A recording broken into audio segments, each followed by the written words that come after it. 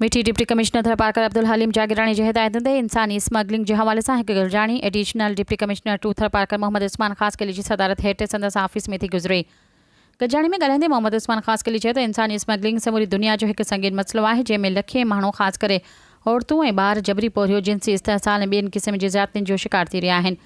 अहिड़े क़िस्म जे वाक़िअनि खे रोकण लाइ सरकार समेत कानून नाफ़िज़ करण वारा इदारा ऐं गैर सरकारी इदारा मुसलसल कोशिशूं करे रहिया आहिनि, पर अहिड़नि वाक़िअनि खे माण्हुनि में जागरूकता पैदा करे ख़त्म नथो करे सघिजे, तॾहिं बि घटाए ज़रूरु सघिजे थो।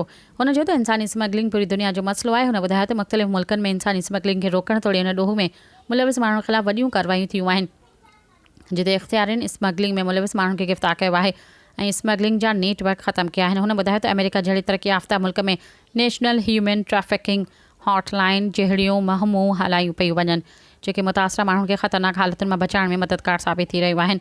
हुन पुलिस लेबर ऐं समाजी भलाई वारे खाते जे अमलदारनि खे हिदायत कई त उहे वठनि ऐं उते कमु कंदड़ मज़दूरनि रजिस्ट्रेशन खे यक़ीनी बनायो। त हुन चयो त जबरी पोरियो नंढनि ॿारनि खे महिनत वारो कमु वठणु या कंहिं खे ज़बरदस्ती मज़दूरी कराइण बि इंसानी स्मगलिंग जे ज़ुमरे में अचे थो। तंहिं करे उन मुलविस माण्हुनि ख़िलाफ़ सख़्त कानूनी कार्रवाई कई वञे। गरजाणी में समूरनि वास्तेदारनि अमलदारनि शिरकत कई। सब्सक्राइब कयो अवामी न्यूज़ HD खे ऐं ताज़ा तरीन ख़बरुनि लाइ ॾिसंदा रहो अवामी